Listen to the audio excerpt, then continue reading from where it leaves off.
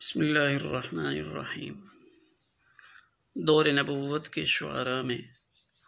حضرت حسان ابن ثابت رضی اللہ تعالی عنہ کا مبارک نام تو معروف ہے ہی ہے۔ ایک اور عظیم الشان صحابی رسول اور شاعر حضرت لبید ابن ربیعہ عامری رضی اللہ تعالی عنہ ہیں، کے بارے میں مورخین کہتے ہیں کم و بیش 157 سال 157 ایئر عمر پائی، یعنی طویل العمر، بڑی لمبی عمر پانے والے صحابہ کرام میں ان کا شمار کیا جاتا ہے۔ زمانہ جاہلیت بھی پایا اور دور اسلام میں بھی زندگی گزاری۔ ایک دفعہ حضرت عمر رضی اللہ تعالی عنہ امیر المومنین، انہوں نے ان کو بلایا اور فرمایا لبید، اپنے شاعری میں سے کچھ تازہ اشعار تو سنائیں۔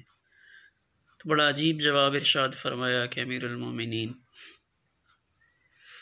جب سے میں نے سورۃ البقرہ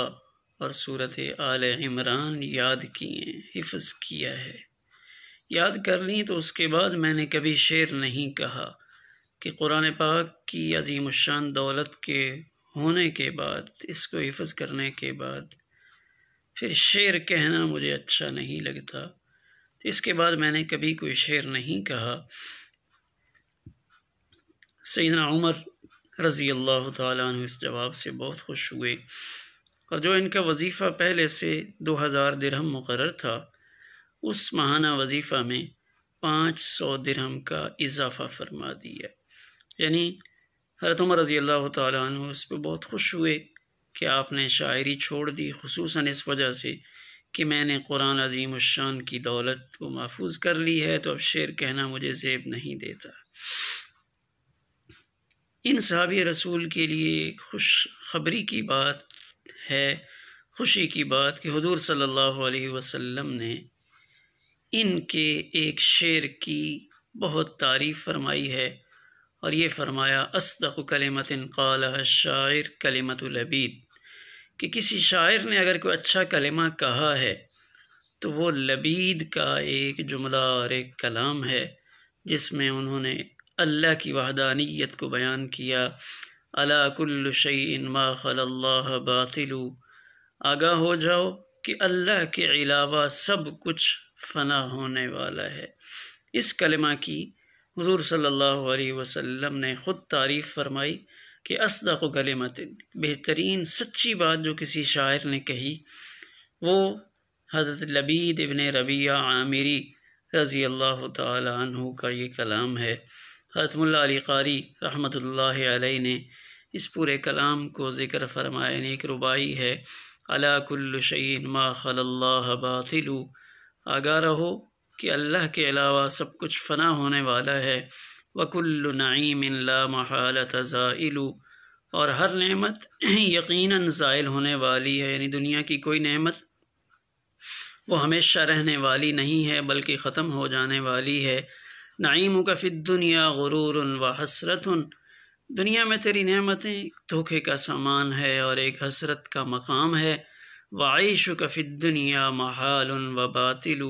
اور دنیا میں تیری عیش و عشرت محال اور باطل ہے، یعنی جو تم سمجھتے ہو کہ ہمیشہ رہو گے، یہ ہمیشہ رہنے والی نہیں ہے بلکہ ختم ہونے والی ہے۔ تو یہ حضرت لبید ابن ربیعہ عامری رضی اللہ تعالی عنہ کا کلام ہے، اور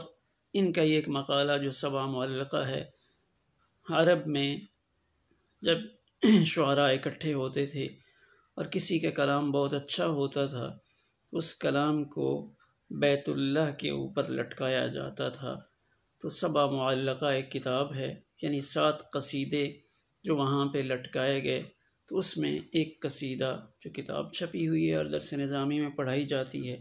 تو اس میں ایک قصیدہ حضرت لبید ابن ربیعہ عامری رضی اللہ تعالی عنہ کا بھی ہے، یعنی ایک بہترین کلام کہنے والے، اور ایسا کلام جس کی تعریف جناب رسول اللہ صلی اللہ علیہ وسلم نے خود فرمائی، لیکن اسلام لانے کے بعد، خصوصاً جب قرآن مجید کو حفظ کر لیا، تو پھر شاعری کو چھوڑ دیا۔ تو اچھا شعر کہنا جائز تو ہے، لیکن ہر وقت اپنا دماغ اور سوچ شاعری میں صرف کرنا شاید یہ پسندیدہ نہیں ہے، اس وجہ سے کہ قرآن پاک میں اللہ نے فرمایا وَالشُّعَرَاءُ يَتَّبِعُهُمُ الْغَاوُونَ کہ شعراء سرکشی والی باتوں کے پیچھے زیادہ چلتے ہیں۔ اسی وجہ سے جناب رسول اللہ صلی اللہ علیہ وسلم نے پوری زندگی میں ارادتاً کوئی شعر نہیں فرمایا۔ ہاں، کچھ کلمات، کچھ جملے آپ نے ایسے فرمائے جس میں بظاہر ایسا معلوم ہوتا ہے کہ شاید اس میں اشعار کا اشارہ ہے، حقیقتاً ایسا نہیں ہے۔ آپ نے اشعار کی صورت میں باقاعدہ ارادتاً کلام نہیں فرمایا۔ ہاں، کچھ جملے ایسے اگر ہوں جو شعر کی شکل میں بن چکے ہوں، ڈھل چکے ہوں، تو اس سے انکار ممکن نہیں ہے۔ تو یہ عظیم الشان ہستیاں ہیں صحابہ اکرام کی، تو ان کے تذکرے ہمیں خود بھی پڑھنے چاہیے اور اپنے بچوں کو بھی ایسے تذکرے سنانے چاہیے۔ اللہ تعالی ہم سب کو توفیق عطا فرمائے۔